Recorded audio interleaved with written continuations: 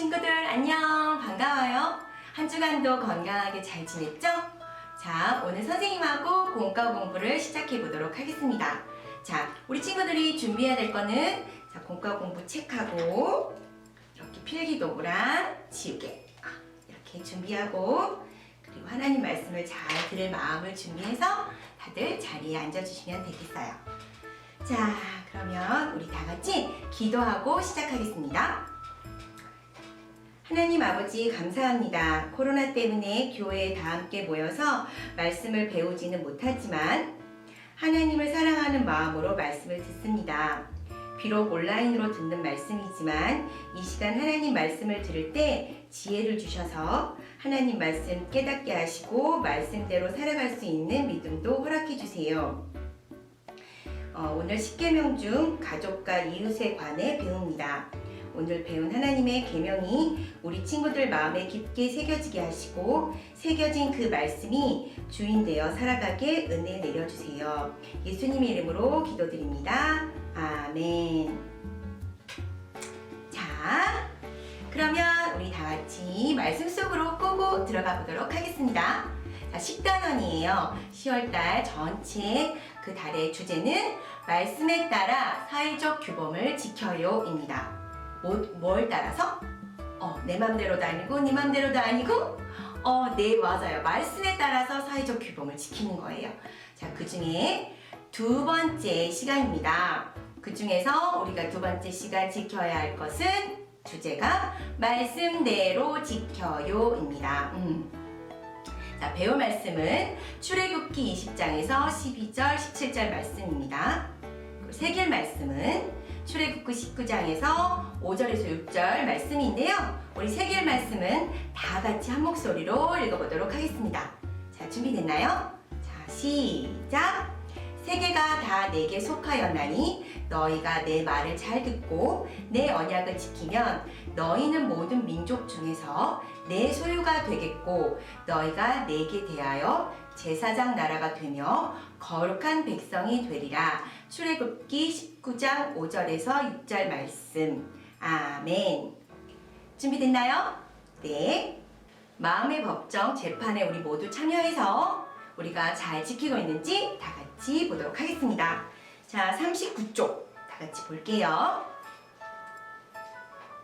자, 39쪽은 우리 친구들이 뭔가 죄명이 다 있어요. 판사가 딱 있네요. 그쵸? 자, 우리 첫 번째 친구가 지은 죄명은 부모를 무시함입니다. 죄를 지은 내용을 한번 다 같이 보도록 할게요. 엄마는 항상 잔소리를 심하게 하세요. 엄마가 잔소리를 할 때마다 저는 네 라고 답하지만 속으로는 엄마의 잔소리를 무시했습니다. 엄마 말씀을 잔소리로 듣고 마음속으로 귀찮아하고 짜증을 내면서 억지로 따랐습니다. 하지만 엄마에게 아니요 라고 반항한 적은 한 번도 없습니다. 그런데 제가 죄를 지었다고요? 제가 유죄라고요? 친구는 되게 억울한가 봐요. 난 잘못한 게 하나도 없는데 라고 생각하는 것 같아요. 진짜 죄를 짓지 않았을까요? 우리 친구가? 판결문은 어떻게 나왔는지 궁금하죠? 그럼 이제 판결문이 나오기 전에 이관우 검사가 당신은 유죄입니다 라고 공표했어요. 자, 우리 다 같이 우리 검사의 발표를 들어보도록 하겠습니다. 당신은 유죄입니다. 5계명 부모를 공경하라는 하나님이 만드신 인간 사회가 질서 있게 유지되고 보존되기 위해 하나님이 명하신 가장 기본적인 계명입니다. 부모의 마음을 다해 존경하고 부모의 말씀에 순종할 때 사회 질서가 유지되게 됩니다. 국가의 권위도 하나님이 부여하시고 위임하신 것처럼 하나님은 부모에게 자녀를 양육하고 가르칠 권위를 부여하셨습니다. 우리가 부모를 공경하는 것은 하나님이 부여하신 권위를 복종하는 것입니다. 그러므로 마음속으로 부모를 무시한 것은 하나님이 부여하신 부모의 권위를 인정하지 않은 반교인적인 행동입니다. 그러므로 당신은 유죄입니다.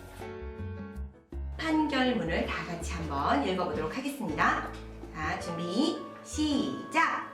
부모님의 권위를 인정하고 마음 다해 부모님을 공경하며 사세요. 땅. 두 번째는 6계명, 살인하지 말라예요. 죄명을 볼까요?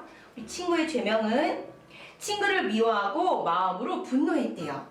자, 읽어볼게요. 죄를 지은 내용을. 우리 반에는 제 마음에 들지 않는 친구가 있어요. 친구들을 괴롭히고 선생님 말씀도 잘 듣지 않고 우리가 팀으로 과제를 할 때면 그 친구 때문에 항상 손해를 보곤 합니다. 저는 그 친구가 너무 미워요. 어떤 때는 그 친구가 너무 미워 마음에 분노가 생기곤 합니다.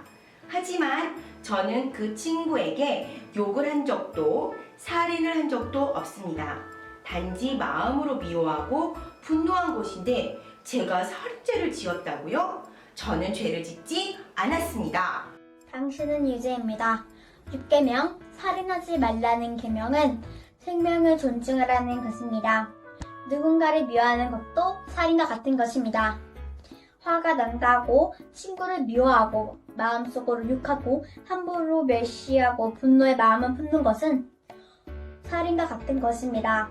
폭력, 욕설, 멸시와 분노, 이 모든 것은 살인과 같은 것입니다.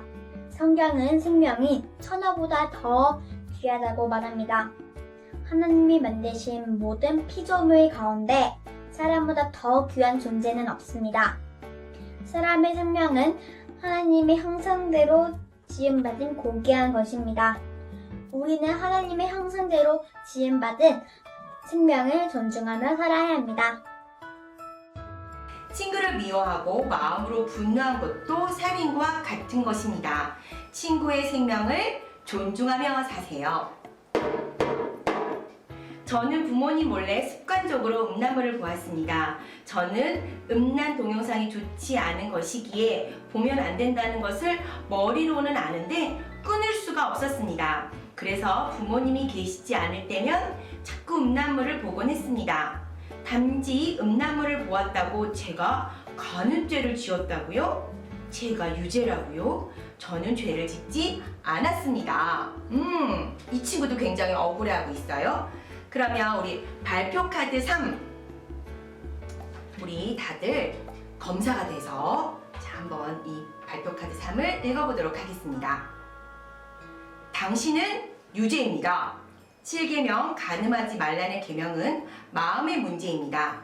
나쁜 것들을 눈으로 보고 손으로 행하는 것들을 단호하게 단절하지 못하면 간음의 죄를 범하는 것입니다. 우리 몸은 마음이 시키는 대로 움직입니다. 반대로 마음은 몸에 상관없이 간음죄를 저지를 수 있습니다. 하나님의 형상대로 만드신 당신의 몸을 소중히 여겨야 합니다. 하나님 말씀으로 마음으로 짓는 간음죄를 차단하며 살기 위해 노력하길 바랍니다. 자, 그럼 다 같이 판결문 읽어보도록 하겠습니다. 적극적으로 마음속의 생각과 보는 것을 하나님의 말씀으로 채우고 간음죄를 범하지 마세요. 그 다음 페이지 넘겨서 한번 또 보도록 하겠습니다. 40쪽입니다. 8계명 도둑질하지 말라입니다. 자, 이 친구의 죄명은 부모님 지갑에 돈을 훔쳤대요.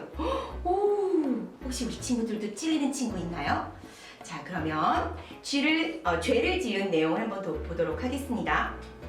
저희 부모님은 용돈을 아주 적게 주세요. 저는 사고 싶은 것도 많고 먹고 싶은 간식도 많은데 엄마는 저의 이런 마음을 모르세요. 그래서 엄마 몰래 딱 한 번 엄마 지갑에 돈을 훔쳐서 떡볶이를 사 먹었어요. 제가 반복적으로 그런 것도 아니고 딱 한 번 떡볶이를 사 먹은 것인데 이게 그렇게 큰 죄인가요? 그리고 제가 다른 사람의 물건을 훔친 것도 아니고 엄마의 지갑에 돈을 가져갈 것 뿐인데 제가 유죄인가요? 친구가 되게 분노했어요. 남의 것도 아니고 우리 엄마 거는 내 건데 라는 생각이 있나 봐요. 혹시 우리 친구들도 그런가요? 자, 그러면 이 친구는 왜 유죄라고 하는지 우리 다 같이 발표 카드 4를 읽어보도록 하겠습니다. 당신은 유죄입니다. 8계명 도둑질하지 말라는 계명은 남의 것을 불법적으로 취하는 행동을 하지 말라는 것입니다. 엄마의 지갑에 있는 돈을 허락을 구하지 않고 가져다 떡볶이를 사 먹은 것은 당연히 유죄입니다. 우리 속담에 바늘 도둑이 소도둑 된다 라는 말이 있습니다. 한 번이 두 번이 되고 10번이 될 수 있습니다. 하나님은 딱 한 번이라도 죄 짓는 것을 기뻐하지 않으세요. 그러므로 엄마의 돈을 도둑질한 것은 유죄입니다. 자, 그러면 우리 다 같이 판결문을 낭독해 보도록 하겠습니다. 시작! 도둑질하지 말라는 계명을 기억하며 불법적으로 남의 것을 취하는 행동을 하지 마세요. 거짓말로 선생님에게 말했대요. 9계명 거짓 증거, 즉 위증하지 말라를 어긴 죄예요. 자, 우리 친구 요거를 한번 제가 어떤 내용인지 읽어줄 테니까 우리 친구들이 잘 들어보세요. 죄를 지은 내용. 우리 반에 저와 친한 친구가 4명이 있어요. 얼마 전 4명의 친구가 우리 반의 누구? 우리 친구들 생각나는 친구 있나요? 그 친구 이름을 한번 떠올리면서 누구를 왕따 시키고자 했어요. 그래서 그 친구가 잘못하지도 않았는데 친구들은 이 친구를 모함하기 위해 선생님한테 그 친구에 대해서 거짓말로 이야기를 했대요. 저는 어쩔 수 없이 선생님에게 그 친구가 한 행동에 대해 거짓말로 보고했어요. 거짓말로. 하지만 저도 4명의 친구들과의 관계를 유지하기 위해서 어쩔 수가 없었어요. 그런데 이게 그렇게 큰 죄인가요? 당신은 유죄입니다. 9계명 이웃에게 거짓 증거하지 말라라는 계명은 상대방에 대해 당사자가 없는 상황에서 다른 사람의 허물과 약점을 되추어 비난하거나 근거 없는 소문을 퍼뜨리지 말라는 것입니다. 거짓말은 개인의 인격을 파괴할 뿐만 아니라 공동체를 깨트리는 주범입니다. 우리는 말로 자신의 생각과 감정을 다른 사람들에게 전달하며 교제를 나눕니다. 그런데 사람들의 말에는 참말과 거짓말이 있습니다. 거짓으로 하는 말 한마디에 사람이 죽기도 하고 살기도 합니다. 우리는 상대방에 대해 말을 할 때 신중하고 진실해야 합니다. 이웃에게 거짓 증거하지 말라는 계명을 기억하며 진실하게 착한 말을 하며 사세요. 자, 그럼 그 다음 마지막 죄를 지은 내용을 볼게요. 이 친구가 지은 죄는 친구의 물건을 탐냈대요. 우리 교회 친구 중에 주일마다 아이패드를 가지고 교회에 오는 친구가 있어요. 저는 그 친구의 아이패드를 볼 때마다 아이패드가 갖고 싶어 예배에 집중을 하지 못합니다. 아이패드를 갖고 싶다는 마음이 들 때마다 자꾸 친구의 아이패드가 탐이 나곤 합니다. 그런데 제가 친구의 아이패드를 훔친 것도 아니고 단지 마음속으로 갖고 싶다는 마음만 먹었을 뿐인데 제가 유죄라고요? 당신은 유죄입니다. 10계명 탐내지 말라는 계명은 탐욕을 갖지 말고 자족하며 살라는 것입니다. 탐욕은 필요 이상의 것을 소유하고자 하는 것입니다. 하나님보다 돈을 더 사랑해서 이웃의 것을 탐내는 것도, 예배 드리는 것보다 더 좋은 스마트폰과 아이패드를 갖고 싶어 예배에 집중하지 못하는 것도 모두 탐욕입니다. 친구의 아이패드가 갖고 싶은 마음으로 인해 예배에 집중하지 못하고 참된 예배자로 예배하지 못한 것은 탐욕의 죄를 지은 것입니다. 이웃의 소유를 탐내지 말며 자족하며 감사하는 삶을 사세요. 자, 오늘 마음 법정을 열어서 우리 친구들한테 여러 가지 주변에서 일어날 수 있을 법한 마음의 죄들에 대해서 한번 알아봤습니다. 해당되는 게 몇 개 있나요? 선생님은 다 걸리는 것 같은데. 네, 우리는 이번 주에는 특히 이번 주에는 안 할 수 있도록 마음을 단단히 먹고 이 계명을 잘 지킬 수 있도록 더 노력해보는 그런 한 주가 됐으면 좋겠고요. 힘들 땐 누구한테 기대라고요? 맞아요. 하나님한테 기대하고 기도했으면 좋겠습니다. 자, 41쪽 우리 자랑 글의 말씀대로입니다. 말씀을 읽고 10계명을 어떻게 지키며 살지 나의 결심을 구체적으로 적어보세요. 이렇게 되어 있는데요. 오늘 배운 내용들이 여기에 딱 있고요. 이 다 내용들을 읽어보시고 다짐을 적으시면 됩니다. 5계명 부모를 공경하라. 한번 같이 볼까요? 자녀들아 주 안에서 너희 부모에게 순종하라. 이것이 옳으니라. 이 말씀인데요. 자, 여기 있는 걸 다짐한 걸 구체적으로 쓸 때 조금 어려운데 라고 생각하실 땐 발표 카드에 있었던 내용을 참고해서 우리 친구들이 생각을 정리해서 적었으면 좋겠어요. 그래서 나는 부모님의 권위를 인정하고 마음 다해 부모님을 공경하겠습니다. 이렇게 쓰면 될 것 같아요. 잘할 수 있겠죠? 우리 친구들이 끝까지 잘 정리해서 써주시고요. 한 주간도 하나님 말씀 속에서 승리하는 우리 친구들이 됐으면 좋겠습니다. 다음 시간에 더 즐겁고 알차고 그리고 하나님 말씀으로 꽉꽉 채워서 만나요. 안녕!